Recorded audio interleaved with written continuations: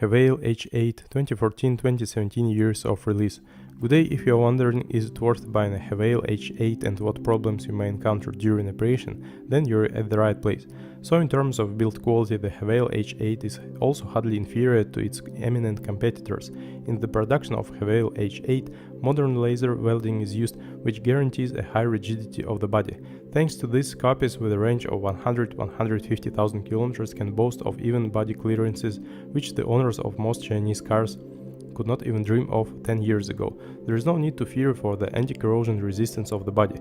The leather is completely galvanized and the thick layer of anti-gravel coating was carefully applied to the bottom of the Haval H8. Surprisingly, even numerous chrome elements feel good in our conditions. Over time they grow cloudy, but they do it no earlier than chrome on cars of other brands. Soft windshields are a problem in almost all modern cars. It didn't pass by the Haval H8 either. The original windshield is not cheap, and it's unlikely to find a replacement at a more attractive price. In theory, it will be possible to save a little when replacing the windshield if you order its manufacture in one of the companies specializing in this type of work. The front optics are also made of soft plastic. It's better to be puzzled about protecting it with a transparent film immediately after buying a car. The interior of the Haval H8 sets this model apart from most other Chinese cars. The first owners of the Haval H8 were probably pleasantly surprised by the absence of the notorious chemical smell in the cabin, the high quality of the finishing materials, and the very neat assembly. The Haval H8 interior is aging slowly. There are no serious signs of interior wear on cars with a mileage of 80-100,000 kilometers. For neat owners, even plastic parts painted with glossy varnish look good for this run, which are usually the first to be covered with many small scratches and abrasions.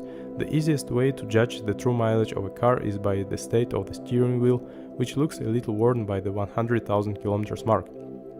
The same cannot be said about the seat upholstery made of eco leather, which looks very decent for the same run. The Haval H8 has no big problems with electronics. You shouldn't be surprised at this. The Chinese made extensive use of components from proven world manufacturers, the quality of which is at a very high level. For example, Clarion acted as the supplier of the head unit of the multimedia system. The acoustics in the Haval H8 bears the infamous Infinity brand. Of course, it was not without flaws at all. The owners of the Chinese crossover periodically complain that the climate control system is starting to take on a life of its own. As a rule, after a firmware update, the system's performance returns to normal. Other complaints include not the highest quality russification of both the multimedia system and the onboard computer.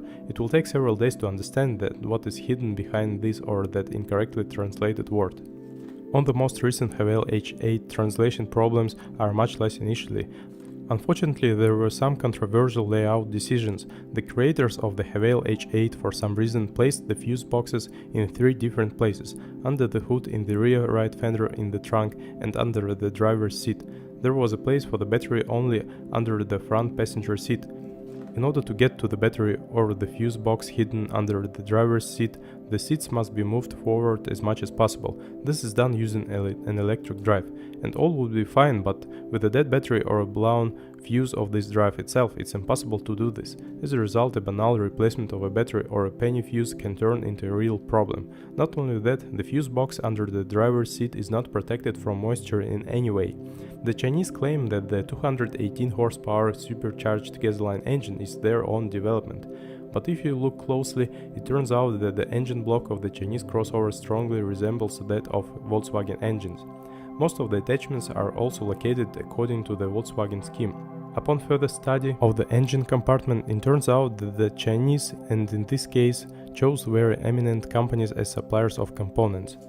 The starter for the Haval H8 is manufactured by Valeo, the fuel system and powertrain control unit are manufactured by Delphi, and the turbine is manufactured by Borg-Warner. As a result, despite the Chinese origin, the Haval H8 is practically devoid of native components of dubious quality.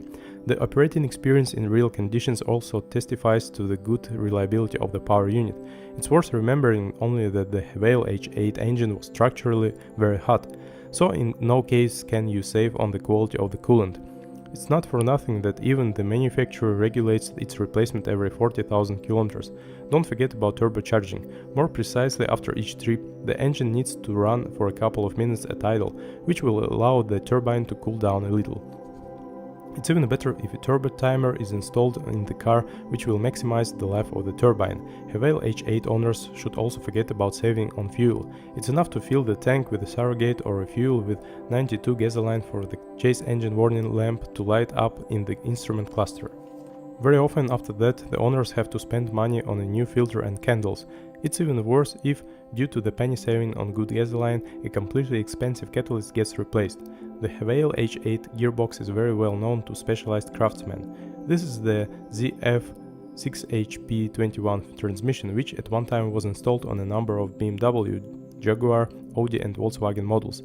There shouldn't be any serious problems with it. Moreover, the box is designed for much more torque than the power unit of the Chinese crossover develops. But in no case should you forget about periodic maintenance. An oil change should be carried out at least once every 60,000 kilometers, even though the manufacturer assures that it's filled for the entire service life of the box. In May 2014, the Chinese had to arrange a large-scale recall campaign. Those Haval H8s that were produced at the company's Chinese plant fell under the recall. The owners complained en masse about knocks that appeared when typing high speed. It turned out that the whole thing is in the defective rear gearbox. Naturally, the part was promptly replaced and the Haval H8 with the defective gearbox didn't reach our market at all, since the official deliveries of the crossover began after the defect was eliminated. As for the Borg-Warner transfer case, it, like the gearbox, has also been installed on many European, Japanese and Korean crossovers. Its maintenance will be reduced to replacing the working fluid every 50–60,000 kilometers.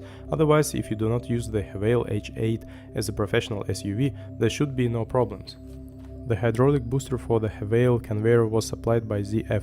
Sometimes the owners note small backlashes when turning the steering wheel and some heaviness when turning the steering wheel, but these are rather features of the amplifier and not defects. The service life of steering tips on our roads is 60–70,000 kilometers. There are no serious complaints about the suspension of the Chinese crossover. Least of all on our roads are stabilizer struts. On average they can withstand about 50,000 kilometers. The cast aluminum levers for the Haval H8 are quite expensive, but thanks to the easy-to-press rubber bushings, they can be easily changed individually. The rear suspension won't disappoint either.